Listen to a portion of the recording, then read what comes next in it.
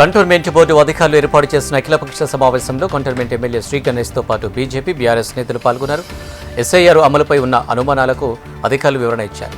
క్షేత్రస్థాయిలో ఎదురవుతున్న సమస్యలను ఎమ్మెల్యే శ్రీ గణేష్ అధికారుల దృష్టికి తీసుకెళ్లగా వాటిపై అధికారులు స్పష్టత ఇచ్చారు. ఇక ప్రజల్లో ఎస్ఐఆర్పై ఉన్న సందేహాలను పూర్తిగా నివృత్తి చేసి ఓటర్ జాబితాలో ఎలాంటి ఇబ్బందులు తలెత్తకుండా ప్రక్రియను పారదర్శకంగా పూర్తి చేయాలని బీఆర్ఎస్ నేత మన్నె క్రిషాంక్ అధికారులను కోరారు. ఇక ఓటర్ నమోదు ప్రక్రియలో అవకతవకలు జరిగితే తమ పార్టీ లీగల్ సెల్ ద్వారా న్యాయ పోరాటం చేస్తామని హెచ్చరించారు. మల్కాజ్గిరి నియోజకవర్గ Congress incharge Lakshmikantareddy CM relief fund చెక్కులను లబ్ధిదారులకు పంపిణీ చేశారు. 27 మంది లబ్ధిదారులకు దాదాపు 18 లక్షల రూపాయల విలువైన చెక్కులను అర్హులకు తమ చేతుల మీదుగా అందజేశారు. ఆపదలో ఉన్న వారికి సీఎం రిలీఫ్ ఫండ్ ఒక అభయహస్తం లాంటిదని లక్ష్మీకాంతారెడ్డి అన్నారు. మల్కాజ్గిరి మాజీ ఎమ్మెల్యే మైనంపల్లి హనుమంతరావు సహకారంతో చెక్కులు అందజేసినట్లు ఆయన తెలిపారు. కుత్బుల్లాపూర్లో సిఐటియు మేడ్చల్ మల్కాజ్గిరి జిల్లా కమిటీ పారిశ్రామిక కార్మికుల సమస్యలపై గలవెత్తుంది.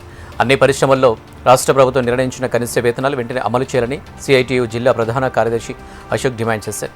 ఈఎస్ఐ, పిఎఫ్, బోనస్, సెలవులు, భద్రతా పరికరాలు వంటి చట్టబద్ధమైన సౌకర్యాలను ప్రతి యాజమాన్యం తప్పనిసరిగా కల్పించాలని కోరారు. అలాగే జీవో నెంబర్ 6ను అన్ని పారిశ్రామిక ప్రాంతాల్లో ఖచ్చితంగా అమలు చేసి కార్మిక చట్టాలను ఉల్లంఘించే యాజమాన్యాలపై కఠిన చర్యలు తీసుకోవాలని కోరారు.